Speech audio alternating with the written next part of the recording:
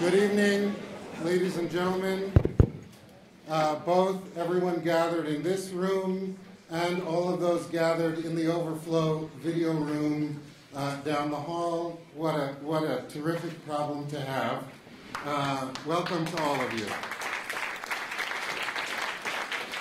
I'm Professor Ken Bamberger, and on behalf of Law School Dean Christopher Headley and Professor Laurent Mailly, the director of the Robbins Collection for Religious and Civil Law, I want to welcome you all to the 4th annual Robbins Collection Lecture on Jewish Law and Thought.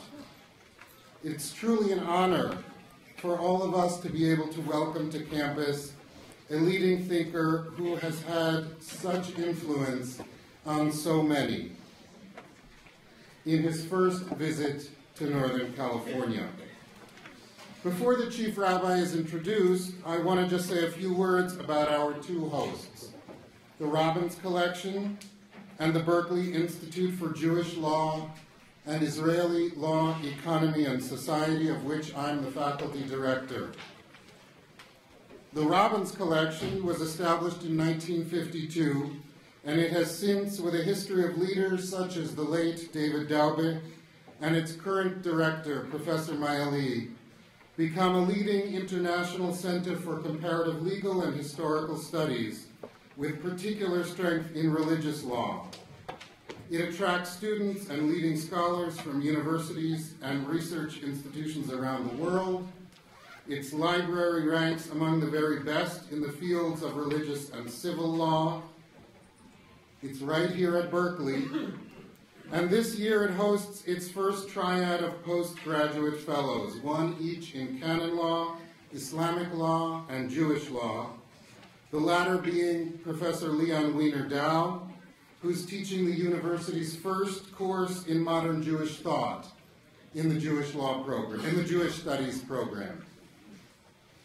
The Berkeley Institute is an interdisciplinary cross-campus initiative to expand Jewish and Israel studies offerings at UC Berkeley. The Institute was launched in 2011 and is led by a 16-member faculty committee drawn from across campus: economics, history, Jewish studies, music, political science, sociology, law, journalism, and business.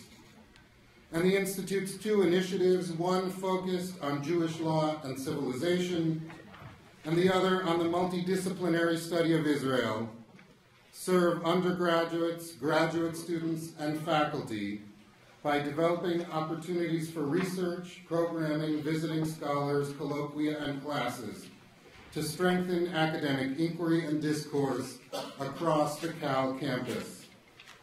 Programs like this one are just the surface of our vibrant, developing community, and I urge you to visit our website. Just Google Berkeley Institute and Jewish or Berkeley Institute and Israeli to learn about the full panoply of ways you can be involved and become a supporter of our efforts.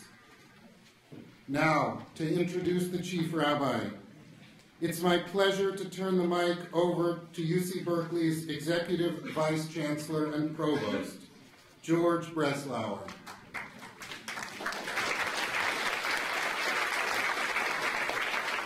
George, along with Chancellor Bergeneau, has been such a committed presence on campus with respect to initiatives enhancing the vibrancy of Jewish studies resources here at Cal, including our efforts, those of the Magnus Collection, and many others. So, with great thanks, I introduce Executive Vice Chancellor and Provost Breslauer.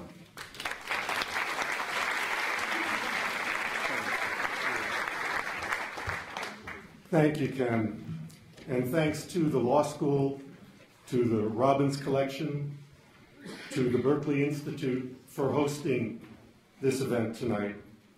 The Berkeley Institute's efforts over the last 2 years have made such an extraordinary contribution to Jewish studies classes, programs, and community here at Cal. And on behalf of myself, Chancellor Robert Bergeneau, and the entire university, it is quite an honor for me to have this opportunity to welcome Chief Rabbi Lord Jonathan Sacks and Lady Sacks on the occasion of this annual Robbins lecture. Let me say a few words about Rabbi Sacks's background, his intellectual contribution, and then on a personal note speak about why it's such a personal thrill for me to be up here introducing Rabbi Sacks. As far as his background is concerned, since 1991, Rabbi Sacks has served as the 6th Chief Rabbi of the United Hebrew Congregations of the British Commonwealth, the Federation of Synagogues formally recognized by the British government since 1845. He is also visiting professor of theology at King's College London. Rabbi Sacks attended Gonville and Caius College, Cambridge, receiving honors in philosophy, and continued his studies at New College, Oxford, and King's College, London, where he earned his doctorate in 1981. The same year, he received rabbinical ordination at Jews College and at Yeshiva Etz Chaim, both in London. Before taking the post of Chief Rabbi, Rabbi Sacks served as rabbi for the Golders Green and Marble Arch synagogues in London, and was also principal of Jews College, the world's oldest rabbinical seminary. Now let me say a word about his intellectual contributions. The Times of London put it succinctly and accurately when it recently described Rabbi Sacks as one of the most engaging thinkers of our time. He is an extremely prolific writer and thinker, having written 24 books, his most recent being The Great Partnership, God, Science, and the Search for Meaning, which came out in the year 2011. His work has been characterized by leadership in a number of important areas. One, an engagement with sacred thought that transcends both religious and sectarian boundaries. Two, a focus on the ways in which fundamental contributions of the Jewish tradition provide essential complements to the accomplishments of modernity. And third, an emphasis on the centrality of the core values of the intertwined Jewish legal and ethical inheritance. Rabbi Sacks has received 14 honorary doctorates, including a doctorate of divinity conferred by the Archbishop of Canterbury, a 2005 knighthood conferred by the Queen of England, an invitation to join the House of Lords in 2009, and 2 National Jewish Book Awards in the United States. In the words of former British Prime Minister Gordon Brown, Rabbi Sacks, quote, has done more than anyone in Britain today to focus our attention on the needs and challenges of community in the global world. And now finally, on a personal note, late in the year 2004, I was flying back from Europe, and I wandered into a bookstore in Paris looking for something to read on the airplane. And I came across this book called The Dignity of Difference. And I read it on the plane back. And it was an extraordinary read, written by Rabbi Sacks. The book so inspired me because it really spoke to what I was searching for. It so inspired me that when I became provost, I gave my copy of that book to the chancellor, because he himself stands for the dignity of difference, equity, and inclusion at UC Berkeley. A few months later, I ran into Amitai Etzioni, a social theorist at George Mason University. Now I believe he's at George Washington. And I mentioned the book to him. And he said, Jonathan Sacks is the most electrifying speaker I have ever heard in my life.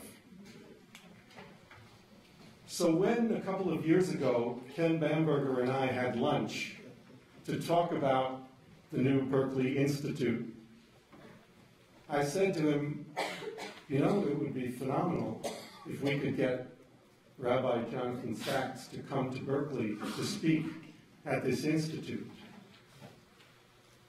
And now, my dream has come true. It is my pleasure to welcome to UC Berkeley Chief Rabbi Lord Jonathan Sachs.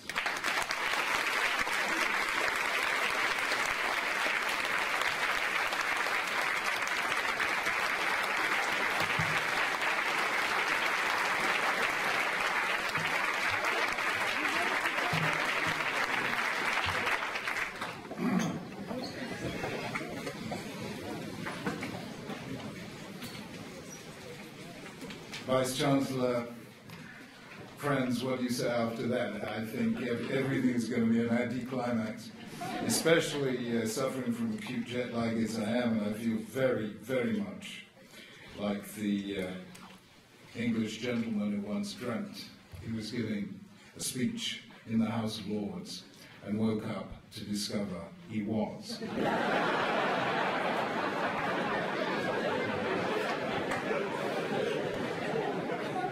But friends, may I say what an incredible privilege it is to be here in one of the very greatest universities in the world, to pay tribute to this institute, your program of Jewish and indeed Israeli studies, to pay tribute to the wonderful director of the institute, Professor Kenneth Bamberger, who is just an outstanding academic and human being.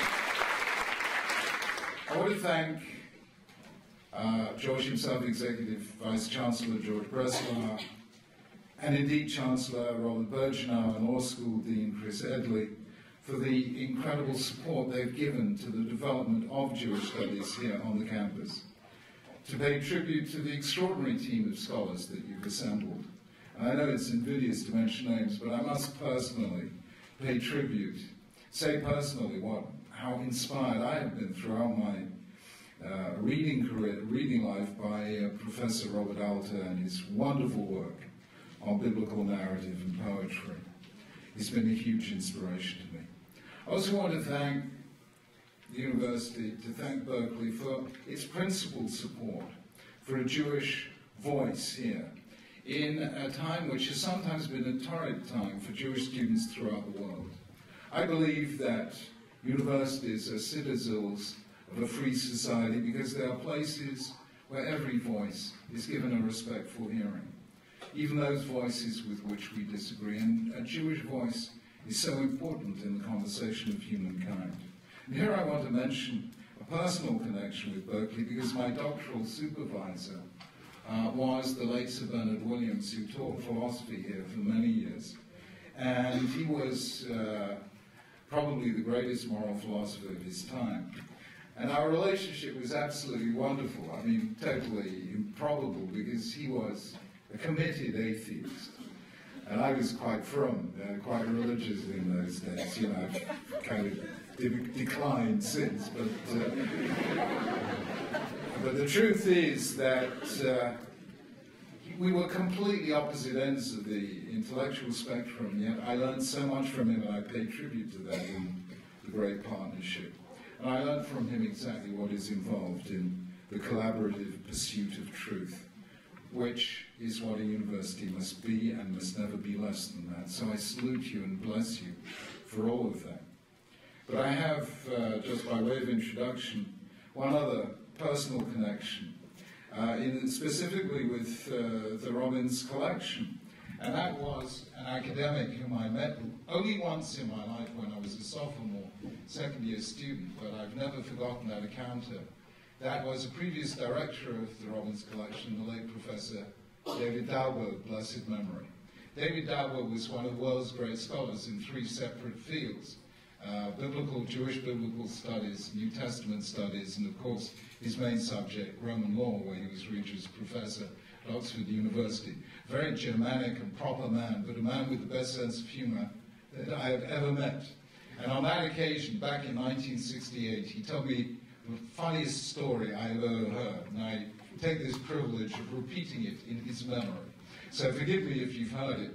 But he asked me, what am I studying? And I said, Professor Dow, I'm studying philosophy. Terrible subject. He said, give it up immediately.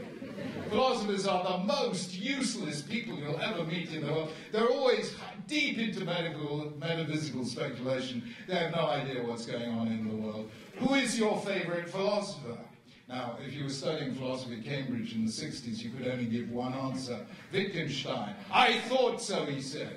And he then proceeded to tell me the following story, which I remember as if it was yesterday. He said, Professor Wittgenstein was standing with two of his disciples, Professor H.L.A. Harvard Professor of Jurisprudence at Oxford, and Professor Elizabeth Anscombe, and they were standing at the Cambridge station waiting for the London train, and they were so deep in philosophical conversation that they completely failed to notice the train as it steamed into the station. They were still talking as people got off and got on, and it was only as it was leaving the station that they looked up and realized the train was leaving. And then Professor Hart ran and heaved himself on board. And I can just tell you, imagine, recapture his German accent. And Elizabeth Anscombe, an enormous woman, ran and heaved herself on board. And poor old Wittgenstein ran but could not catch the train and was left stranded and alone on the platform. And he looked so crestfallen that a woman was moved to come up to him and say, "Don't worry, there's going to be another train in an hour's time." And he turned to her and said, "You don't understand. They came to see me off."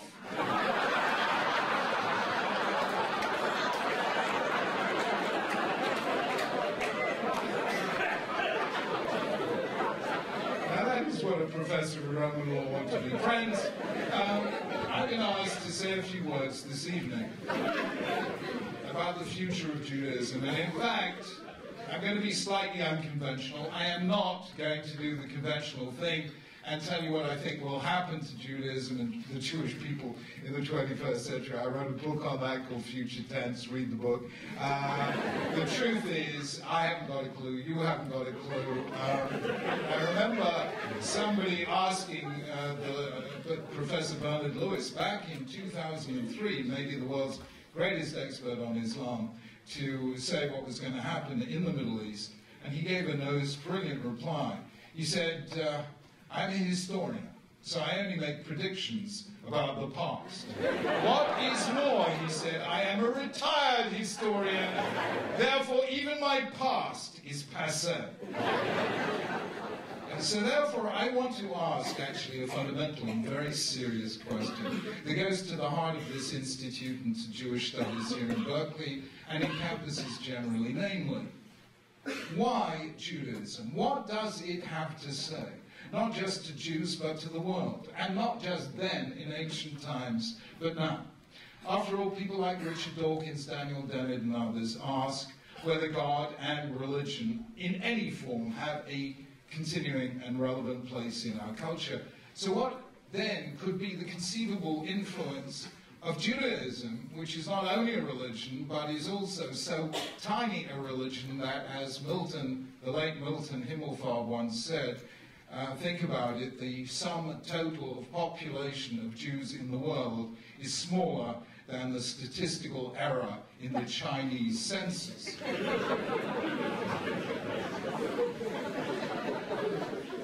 I want to argue otherwise. And obviously within the time constraints, I will sketch my argument in very broad brush strokes. But I want to point to a feature of Western civilization that I believe is fundamental and yet insufficiently reflected on, which tends to be concealed from our awareness. We are about to celebrate the Jewish festival of Hanukkah, the battle between Jews and Greeks in the second pre-Christian century. Perhaps the world's first clash of civilizations, as opposed to clashes of armies and empires. They were two profoundly different civilizations. Greece was culture of the eye, and Judaism was culture of the ear. Greece was a culture with a morality of shame. Judaism was a culture with a morality of guilt. Two things about which Bernard Williams wrote one of his great books, and he wrote it here in Berkeley, called Shame and Necessity. And Western civilization was founded on the basis of Christianity and its synthesis between the two. All of that is familiar. However, there is one strange fact about Christianity that I think has not been sufficiently reflected on, and that is this. The founder of Christianity was a Jew who read scriptures in Hebrew and spoke the language of Israel at the time, namely Aramaic. However, all the early Christian texts, without exception, were written in Greek. And even for centuries, even the Hebrew Bible was read by Christians in Greek translation, in the Septuagint translation. Now, the Greeks were the first people to think systematic, to develop abstract conceptualizations. They were the first to lay the foundations for both philosophy and science. Jews thought in a different way. For instance, Michael Walzer, the Princeton political philosopher, has just published a book called In God's Shadow, Politics in the Hebrew Bible, and he points out that there's a lot of politics in the Bible, but no systematic account of political concepts such as you find in Plato's Republic and the Laws or in Aristotle's Politics. Jews respected science. They even coined a blessing on seeing Gentile scientists, but they made very little effort to contribute to science until the modern age. So Greece, that developed both philosophy and science, Jews didn't. And even their concept of knowledge was radically different. For the Greeks, knowledge was cognitive, and it was acquired in a state of detachment. The Greeks even thought, and it gave us in the West, their fundamental metaphor for all knowledge, which is seeing. How do we say? We talk about foresight, insight, hindsight. We say somebody made an observation, somebody took a perspective. When you understand something, you say, I see. Whereas for Jews, all the metaphors of knowledge have to do with hearing. Shma mina, kamashmalan, lo shmi'alei, mipi hashmuah, these are all hearing metaphors. For Jews, knowledge is not a matter of detachment, it's a matter of attachment. It's a matter of personal intimacy. Adam knew Eve, his wife, and she conceived and became pregnant. We call that knowledge in the biblical sense. But you understand, knowledge, and the children of Israel cried out because of their suffering, and God knew, meaning not that he was cognizant of something, he knows everything, but he was moved to compassion.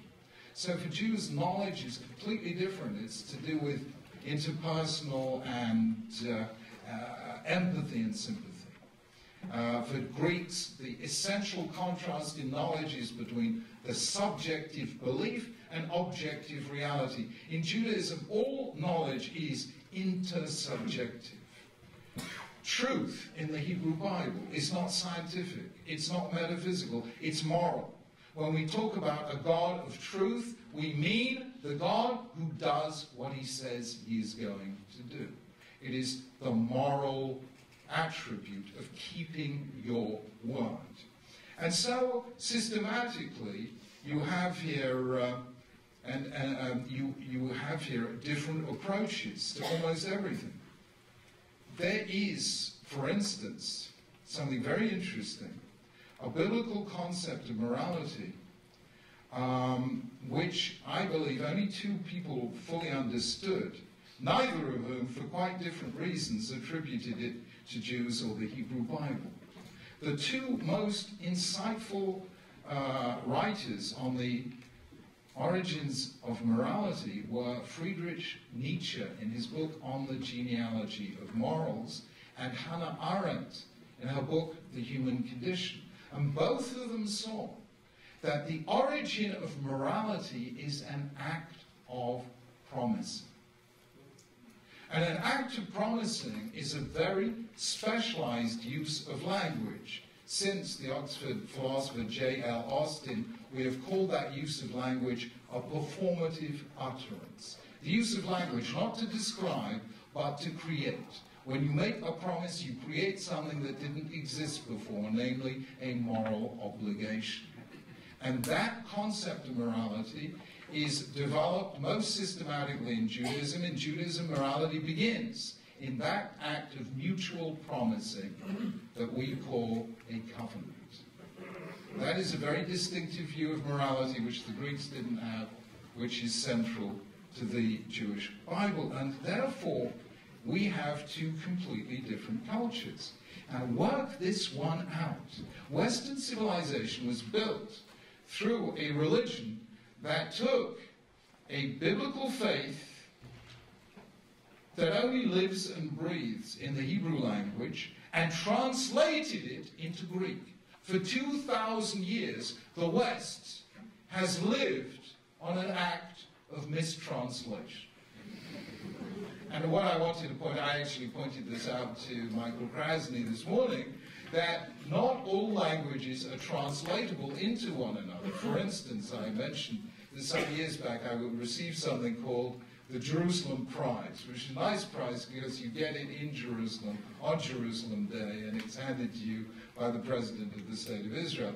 And it's nice to have because it gives nachas to your parents, which is why any of us do anything. Now, on that occasion, the President of the State of Israel was the late Asa Weizmann, who was somewhat secular, to put it mildly, and he was speaking in Hebrew, thank goodness, and my parents didn't understand what he was saying.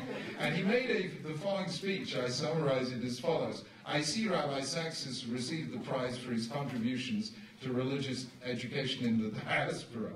Well, he said, religious education is better than nothing, but then proceeded to deliver a wonderful speech on how we should get rid of all this religious nonsense and institute secular Jewish schools. Now, after this wonderful occasion, I came back to London and I had breakfast with the Israeli ambassador, and I said, Mr. Ambassador, now I understand why after 4,000 years, the Hebrew language still does not have a word that means tact. Does this surprise anyone?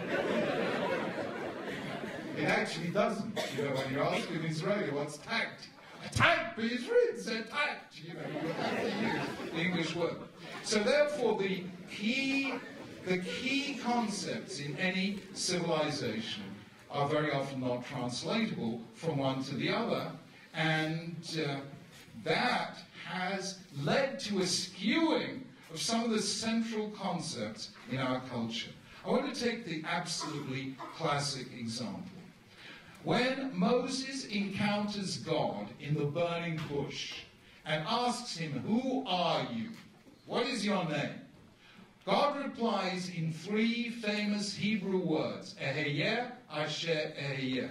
And until very recently, whether we are dealing with the Greek translations, the Latin translations, or I will just focus on the non-Jewish Christian translations, how are those words translated? I am what I am who I am that I am, or my favorite, I am, that's who I am.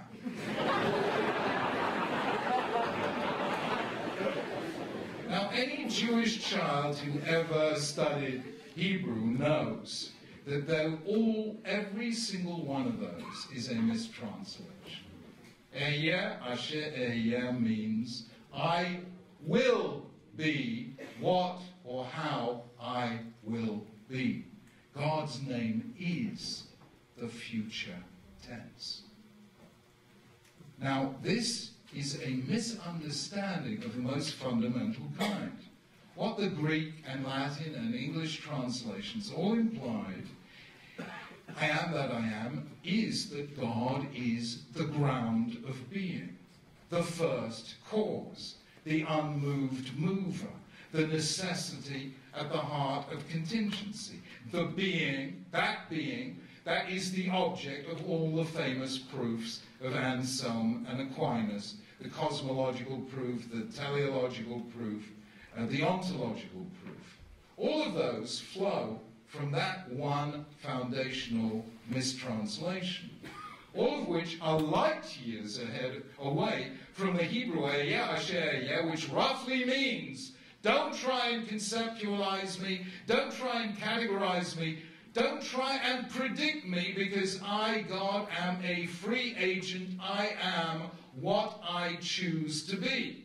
Therefore, I cannot be inferred from any scientific inference or any logical proof. I am encountered not in the physical, not in the metaphysical, but in history. You will not know what I am until I'm there and until you are there. I am encountered in the dimension of time.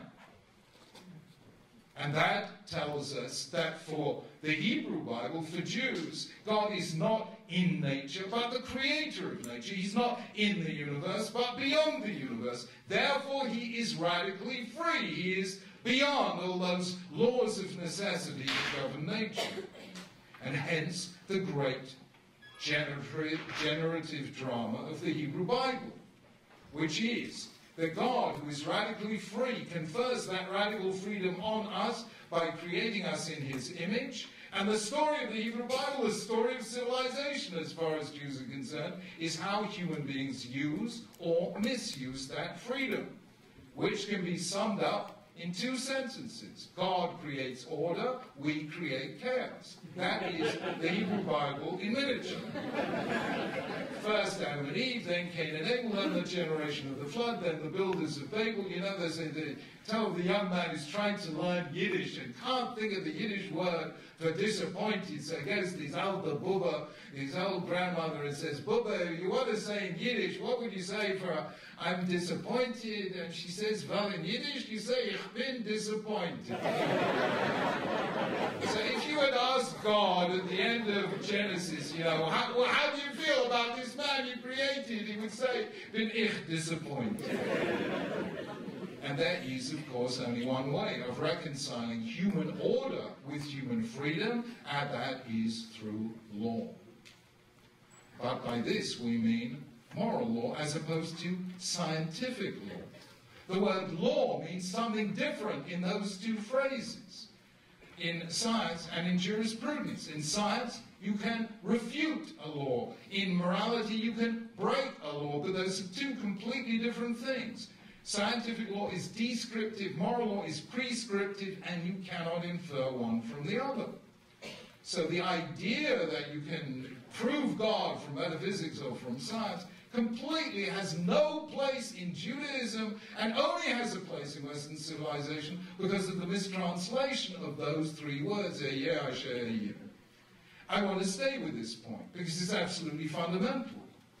And the implications are not yet fully understood by today's scientific atheists, the angry atheists as I call them. I wouldn't possibly say anything as rude as this, but you know, when you mix with really bright academics, they have an altogether more wonderful way of insulting people, don't they, with such grace. I love the Oxford Don who said about another Oxford Don, on the surface, he's profound. But deep down, he's superficial.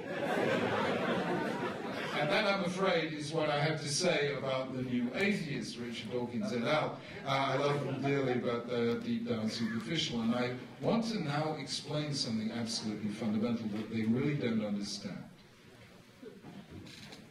Their attempt to displace theology by science falls or results in this very significant phenomenon. To provide a scientific explanation for any phenomenon is to show that X is the cause of Y, where Y precedes X in time. An event cannot precede its cause. So therefore, any scientific explanation is always explaining something in the present by reference to something in the past. But when it comes to human action, the precise reverse is the case. To understand the act of somebody, you have to understand what that person was trying to achieve, i.e., some future state of affairs that doesn't yet exist. All intentional human action, as opposed to mere instinctive behavior, is always future-oriented. In fact, the very basis of human freedom is the product of our ability to imagine a future that does not yet exist and to act to bring it about. Human freedom exists only because we can think in the future tense. And the human future, as Karl Popper showed in his refutation of historical inevitability, the human future is constitutively unknowable. We think we know almost everything.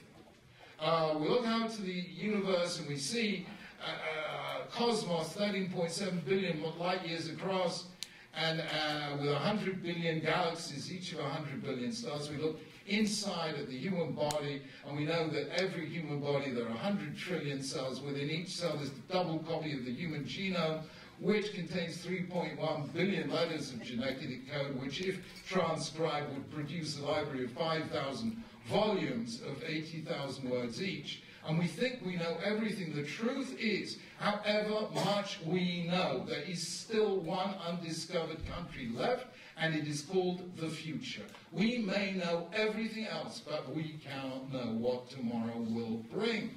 Why is the future not just unknown, or not just, as Norman Rumsfeld used to say, an unknown unknown, but constitutively unknowable? Because we make it, and we are free. And that open future is, the future tense, is the sole basis of human freedom. In other words, we are constituted. I mean, Sartre said we are the people whose existence precedes our essence, but the Bible tells us what human freedom is. It is the ability to say, Ehyeh asher ehyeh. I will be what I choose to be, because I am free, because I am made in the image of the free God who so defined himself. Now, the Hebrew Bible does not take freedom for granted. You have to work to achieve that freedom. Again, as I mentioned this morning, Jews make pretty good heretics. You know the word apikaris. We're pretty good at heretics. 3 of the world's great heretics of the modern world were Jewish. 3 of the 4, Spinoza, Marx, and Freud. The one who wasn't Jewish was Charles Darwin. Why Charles Darwin wasn't Jewish, I have no idea. Being a total apikaris, he had every qualification, like you conclude, is it was a random genetic mutation.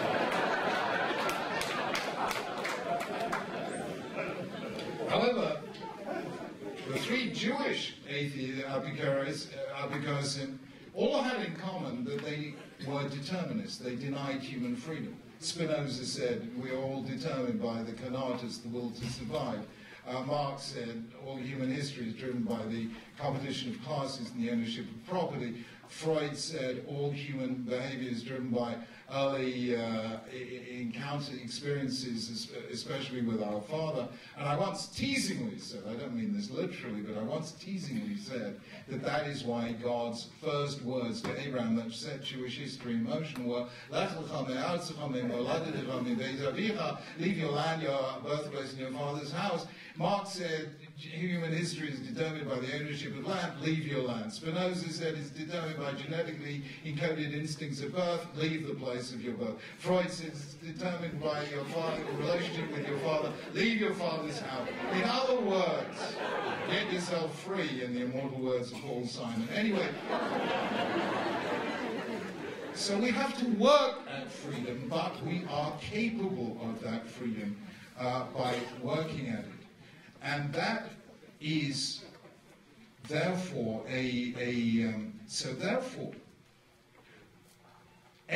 if scientific explanation, if Dawkins et al. Are correct, if scientific explanation is all the explanation there is, and if we could give an exhaustive explanation of all human behavior, then human freedom ceases to exist. Now, if human freedom ceases to exist, and Sam Harris has written a book about this recently and so on, I don't know whether we fully realize all the consequences that will flow from it.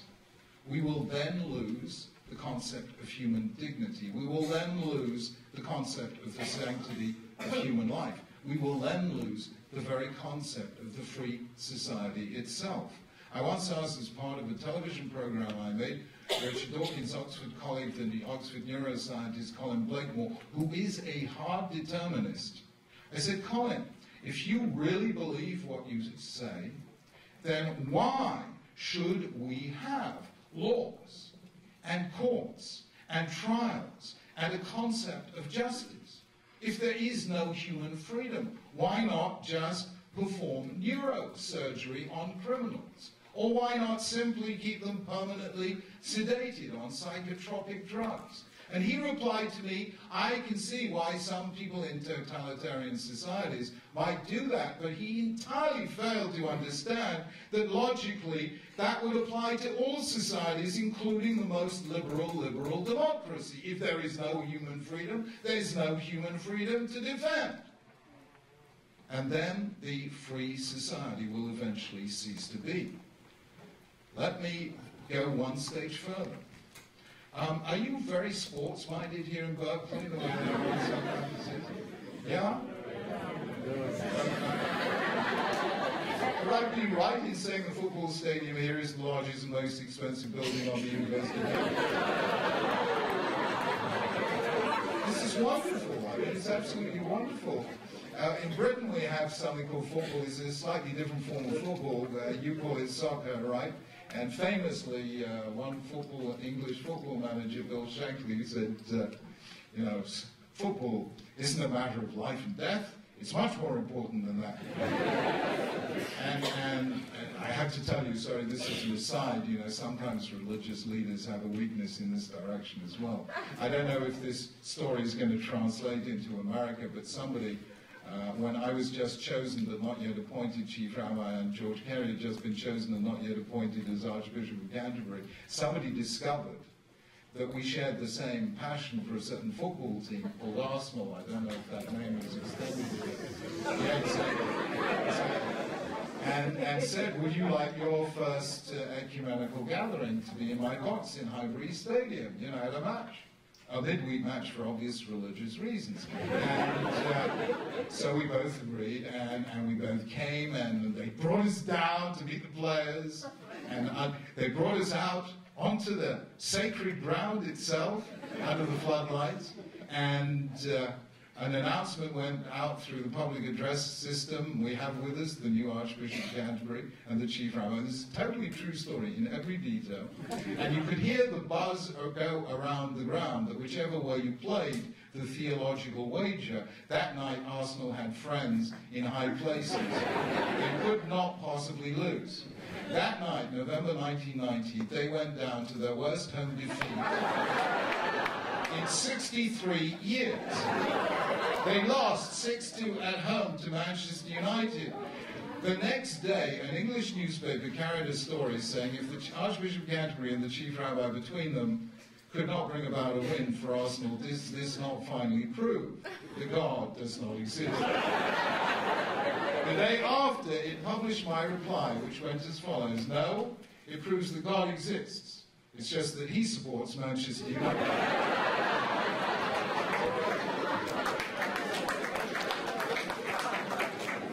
That aside, let me get back to the point. Imagine you are trying to explain to the proverbial anthropologist from Mars who's descended to Earth at Berkeley and wants to understand how come people feel so passionate about football.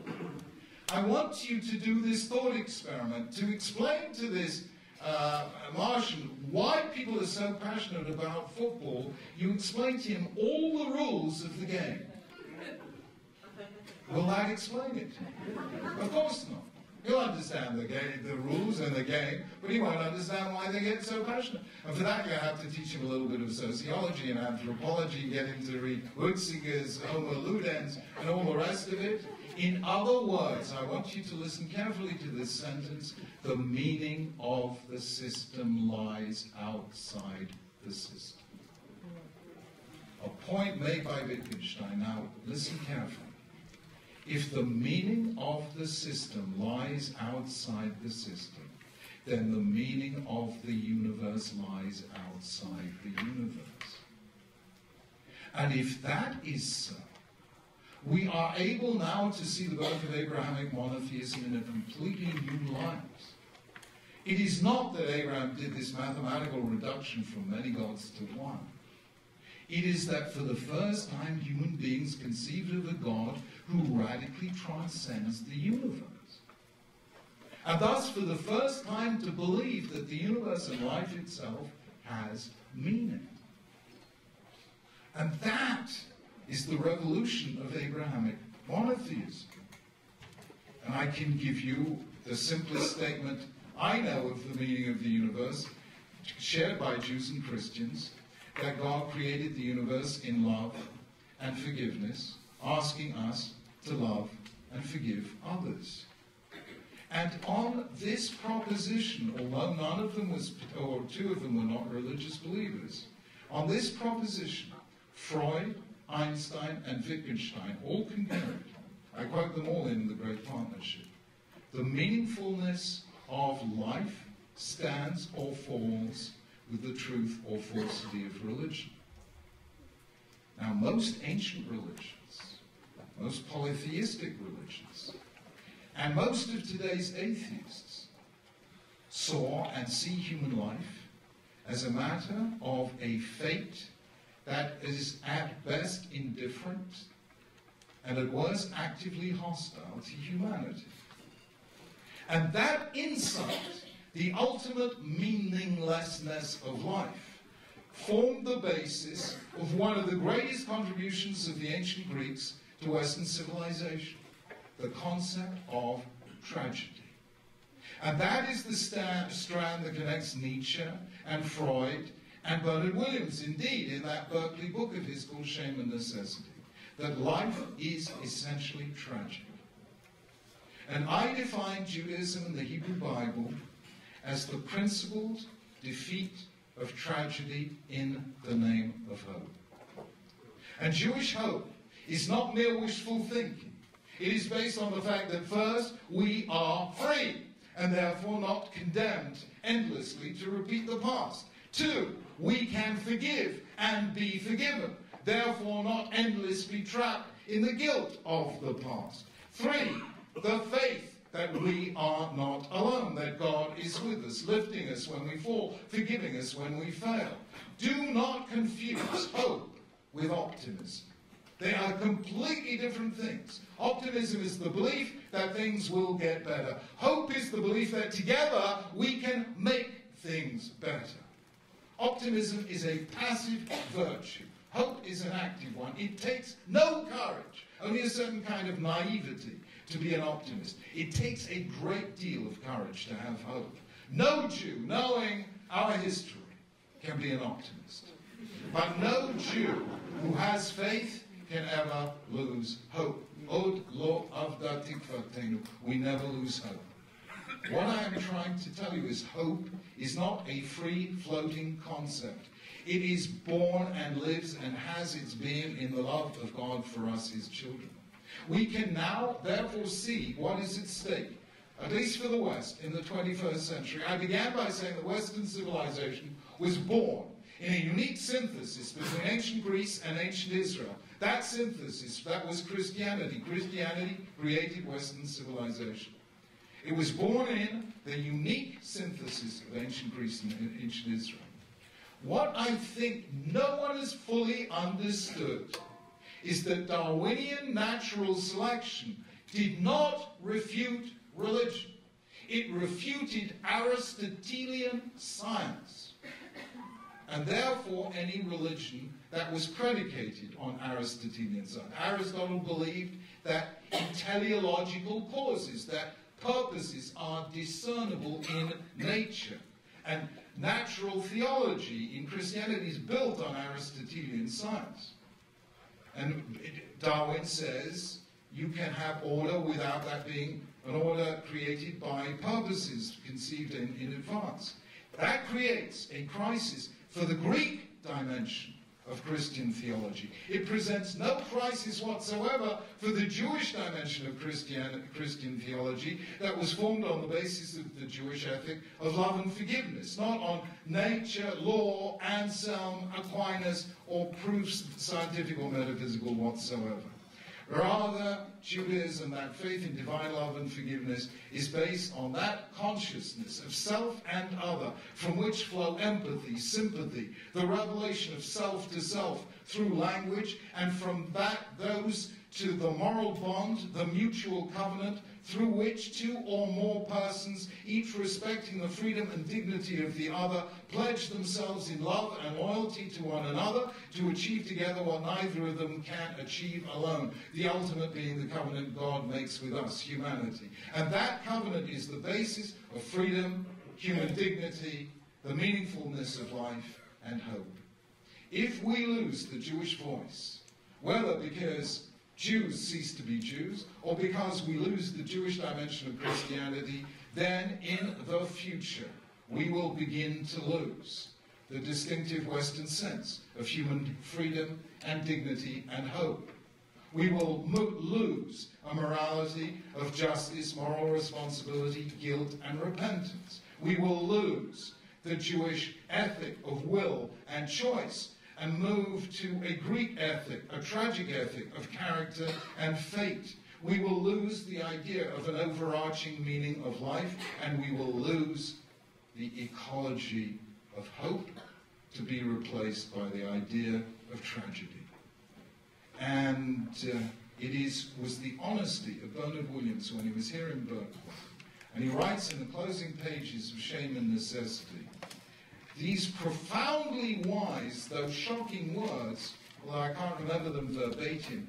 He says that far from moving forward in the 21st century, we have moved to the point where we are closer than for 2,000 years or more to the world of the pre-Socratic Greeks.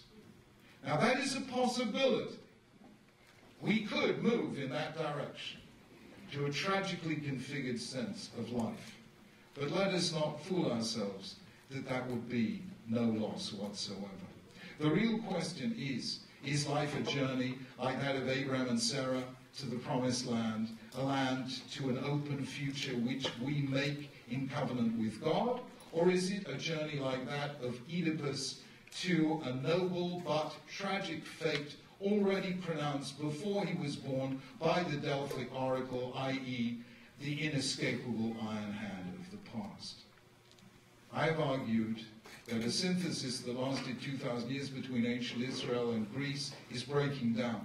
But we are left with the possibility that in Judaism is an actuality of seeing science and religion as two different things that don't necessarily need to coincide with one another.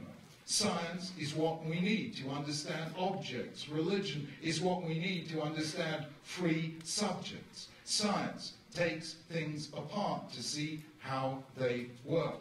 Religion puts things together to see what they mean. Science without religion is as short-sighted as religion without science. They go together like the twin hemispheres of the brain. We need them both. I believe not likely that Judaism has been and is called on to continue to be the voice of hope in the conversation of humankind. And I believe the survival of Jews and Judaism throughout history, after all the exiles and expulsions and forced conversions and inquisitions and auto da fe and ghettos and pogroms, even after the Holocaust, the survival of Judaism, despite all of that, is testimony to the living power of that hope. Judaism is the West's voice of faith in the future tense, the faith of Ehyeh, Asher Ehyeh, of God and humanity, who will be what they choose to be and will honor one another. And therefore, however tense the future will be in the 21st century, the Jewish voice will remain a voice of inextinguishable and unconquerable hope. Thank you very much.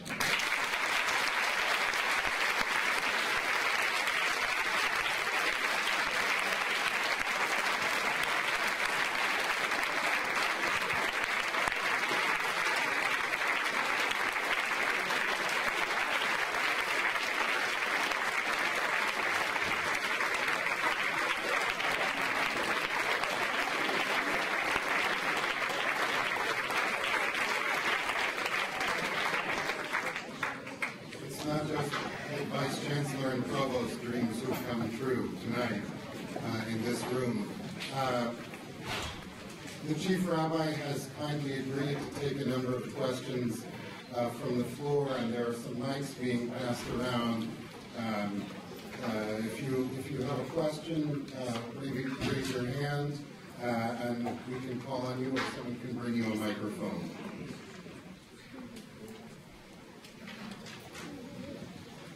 Yes, right here. Rabbi, 6 years ago you wrote beautifully about the parsha that we're reading this week, and Jacob's fear and his distress over his about to reunite with his brother.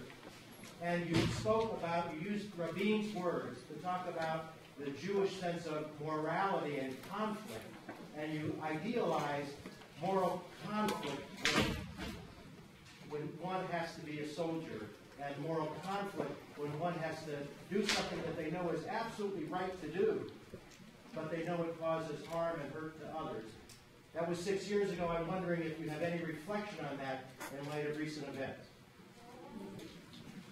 Can you repeat the question? Briefly? The question really is, can any Israeli, can any Jew feel anything other than a sense of tragedy in the light of events that have just taken place in Gaza? The truth is, you cannot be a Jew and not weep at such things. And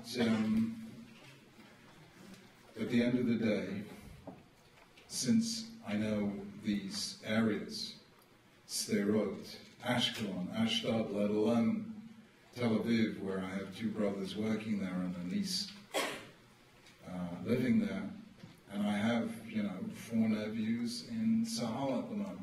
And I can tell you, they're pained by every moment of it. I want to say something here, which I hope will not be misunderstood. We are coming up to Hanukkah. And if you have a look at Maimonides' Laws of Hanukkah, chapter 4, the last 3 halachot, the last 3 laws, he says something absolutely extraordinary. He says, Ne mitzvat Hanukkah chaviva himod, the command of lighting candles on Hanukkah is very precious. Of course, the Jewish victory over the Seleucid Greeks of Antiochus, the 4th and the 2nd century BCE. And therefore, even if you only have something to eat, because through charity, you should beg or borrow or sell your possessions in order to buy oil to light for Hanukkah lights. In the last 2 paragraphs later on, in the last law, in the laws of Hanukkah, he asked the following question. Now, this is a crazy question, but listen to it. Hanukkah lasts 8 days, so there's always a Shabbos in Hanukkah. So it comes Friday afternoon, and you only have 1 candle. What do you light it as, a Hanukkah candle or a Shabbos candle? You would have thought Hanukkah, because it only comes once a year, Shabbos comes every week. Besides which, Hanukkah commemorates a miracle and Shabbos doesn't. However, the law is you light it as a Shabbos candle, and listen to these words of Maimonides. Ner beita mishum shalom beita. Why do the lights of Shabbos take priority? Because the Shabbos lights represent peace in the home. And these are his words, great is peace, for the Torah was only given to make peace in the world. Now, I want you to reflect on this. Hanukkah was the greatest military victory in ancient Jewish history. It was the defeat of the Syrian branch of the Alexandrian Empire, and it was the only historical event associated with any Jewish festival in ancient times that is recorded in non-Jewish literature. There's no record of the Exodus in all the records we have from ancient Egypt, and they have copious text written in hieroglyphics on temple walls. There is no reference to the events of the Book of Esther, even though it says in the Book of Esther, is this not all written in the Chronicles of the Medes and Persians? So far, reading the Chronicles of the Medes and Persians, we haven't found it yet. However, all the ancient historians told the story of Hanukkah because it was a world-changing event. It was the beginning of the end of Greece and the beginning of Rome. It changed history. And here comes a culture and says, faced with a choice like this, the smallest fragment of peace takes precedence over the greatest victory in war. And when a people believes that in its very bones, it only fights to defend its citizens, and every act of fighting it does with tears, either visible or inward. And therefore let us all pray that sense will prevail in the Middle East, and finally there will be peace for all the inhabitants of the land.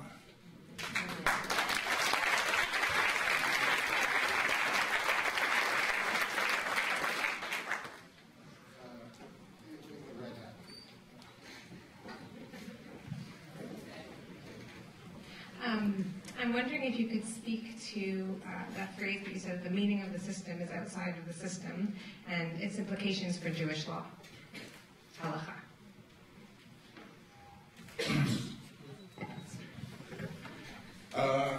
I don't think we can have legal positivism in Jewish law. That is to say, there was, it's not my subject, forgive me, but there was a law professor at Harvard called Robert Carver, is that his name? Yale. At Yale. Shows it's not my subject. I became a rabbi in order not to be a lawyer. I'd do something, I'd be the only Jewish guy who's not a lawyer, or a doctor. So I don't know, but he wrote, of course, a great essay on law and narrative. And one thing is absolutely clear, and this is basically the structuring principle of the Book of Numbers. Nobody can work out the structuring principle of Numbers. It looks like a great big jumble. But what you will see is blocks of narrative followed by blocks of law followed by... In other words, in Judaism, law arises out of the concrete historical experiences of the people and of the ideals and aspirations that their supreme legislator, i.e. God himself, has for that people.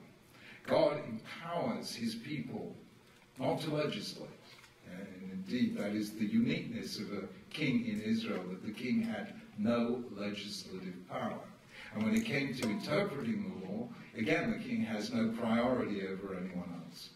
So God creates the law, but hands it to all of us to interpret, and gives us the basis for that interpretation, both in terms of the ultimate values of the system, all of which are contained in strange ways in the early sections of the book of Genesis. It's like the last movement of Beethoven's, no, it's like the Grosse Fuge in Beethoven, if you know. But first, the themes are set out, and then come the variations. Are you with me? So the thematic, for instance, monogamy is there in Genesis 2. Therefore shall a man leave his parents and cleave to his wife, and they shall become one flesh. That's monogamy. Now, monogamy didn't become law in Judaism until the 10th century and the institution of Rabbi Gershom, but it's already there at the beginning. As I've tried to imply, the freedom of the individual is already there as the guiding subject of the early narratives of Genesis, they're all about evasions of responsibility. When Adam and Eve sin, Adam blames his wife, the wife blames the servant. Please, sir, it wasn't me. The kind of stuff. Then Cain says, it's all variations on the theme of evasion. All of this, the principles set out at the beginning, and the narrative, the concrete historical narratives, which are interwoven with law, all tell us that law is not a mere fiat, God saying, thou shalt be the law. Although there were some people who seemed to say this. When Rabbi Yochanan ben Zakkai says, I have issued a decree, I have made a ruling, you have no right to question my rulings. That's another subject for another day, okay? So in Judaism, the application and interpretation of the law must always be guided by the overall principles that lie beyond the legal structure and form the narrative structure of the Jewish experience as a whole, and God's principles embedded in creation as a whole. Yeah? Now, this is not necessarily the standard jurisprudential interpretation of halakha that you will get from some contemporary halachists. But to my mind, this view is absolutely, unarguably the truth. And halachic positivism, that's the law, accept it or not, does not fit with all the facts of either biblical or early rabbinic exegesis as we know it. Okay. Yeah. Sorry. No, it's you. Yeah.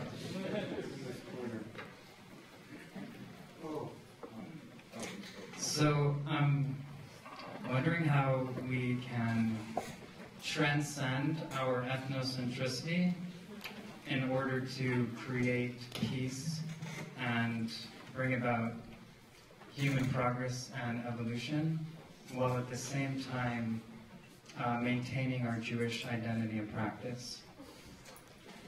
Oh gosh, guys, the Vice Chancellor was kind enough to mention a little book of mine called The Dignity of Difference. That's my book-length answer to that question. Here it is in one sentence, by being what we uniquely are, we contribute to the common good, what only we can give. That makes sense to you? That's how, by being true to our particular identity, we contribute to the universal good. Right. Yeah. Yeah. You can probably...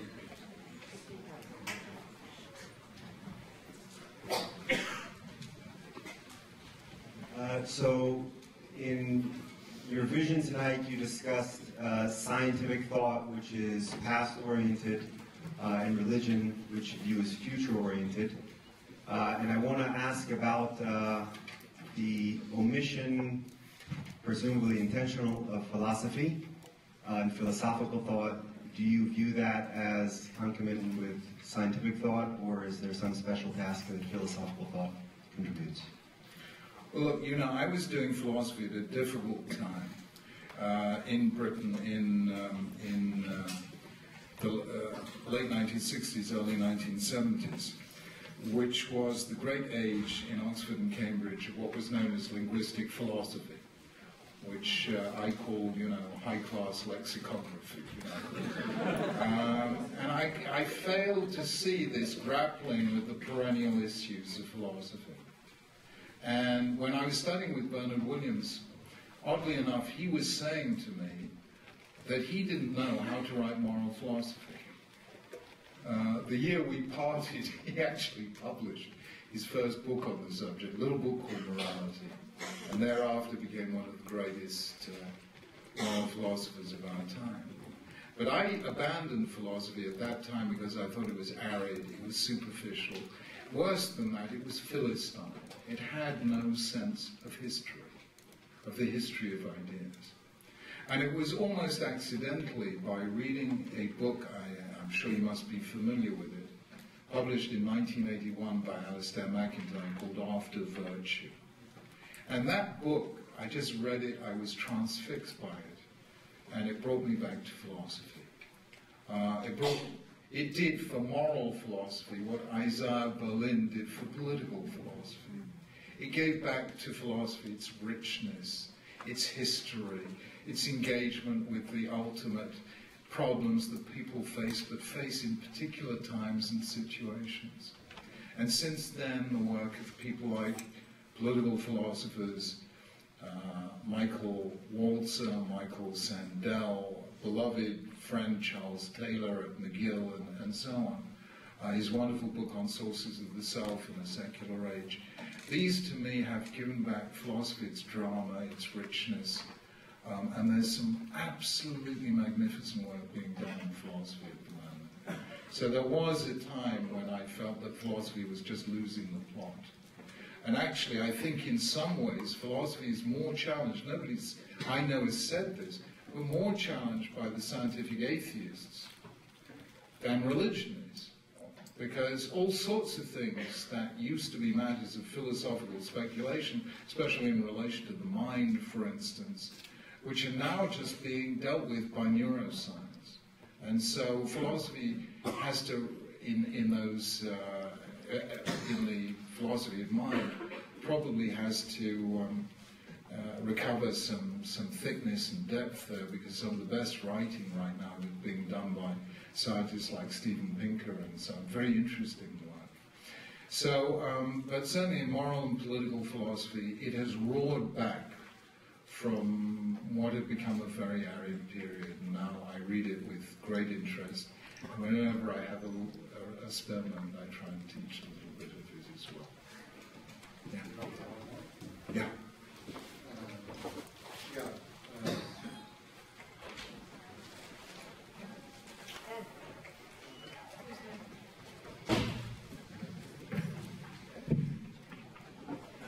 I'd like to get back to the title that was given for your address about the future of Judaism.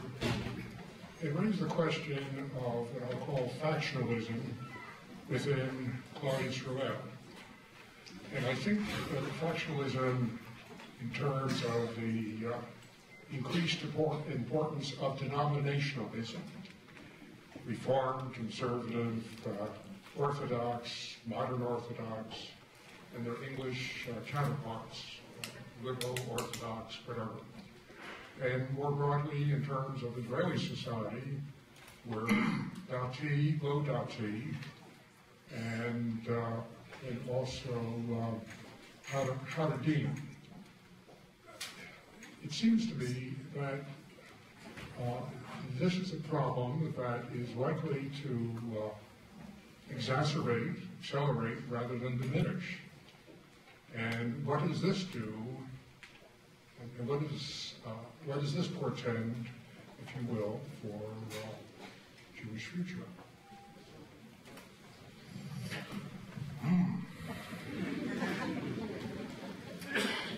Let me be very blunt with you here. Jews may be divided in their faith, but they are never divided in their fate. In their fate. And therefore I believe we are bound by a Brit Goral, a covenant of fate, which affects all Jews, whether they're halachically this, or Orthodox that, or Reform that, or secular that. And therefore I believe that somehow or other we have to transcend our differences and be willing to do what Jews have traditionally done, which is argue together. I call this, I say Judaism is a conversation scored for many voices. And every one of us, the atheist, the secularist, I have done many public dialogues with Jewish atheists, from Steven Pinker at Harvard to Howard Jacobson or Alain de Botton in London to Amos Oz in Israel. I love these people. I love these people. Because I don't try and convert them, I try and listen to them. Because every one of them has something to say. Because Ben Zoma said, Ezehu Chacham lo make me kol adam. Because who is wise? Somebody who is willing to learn from everyone. And who is unwise? Somebody who will only listen to people who agree with him. And therefore I say to you, we have to transcend our differences. Otherwise the result will be not hope, but tragedy. Let me be very blunt with you. We have been a people for 4,000 years. 3 times our people went into exile. Once in the days of Joseph, a second time after the Babylonian conquest, a third time after the Roman conquest. And why? For the same reason, the inability of brothers and sisters to live together. Joseph's brothers planned to kill him and sold him as a slave. After a mere 3 monarchs, Saul, David, and Solomon, the kingdom split into 2 and became indefensible. And as for the Second Temple period, according to Josephus, there were so many factions that the Jews in Jerusalem were busier fighting one another than the Romans outside. Now, I want you to work this one out. Jews have been assaulted by almost every empire in the history of the world, by the Egyptians, the Assyrians, the Babylonians, the Greeks, the Romans, the Christian and Muslim empires of the Middle Ages, all the way through in the 20th century to the Third Reich and the Soviet Union. Every one of those empires that seemed invulnerable in its day, that bestrode the narrow world like a colossus, has been consigned to history, and Jews can still stand up and sing, Am Yisrael Chai, the people Israel lives, from which I infer there is only one people that can endanger the future of the Jewish people, and that is the Jewish people. Friends, therefore, let us learn to live together because we have no alternative. Thank you.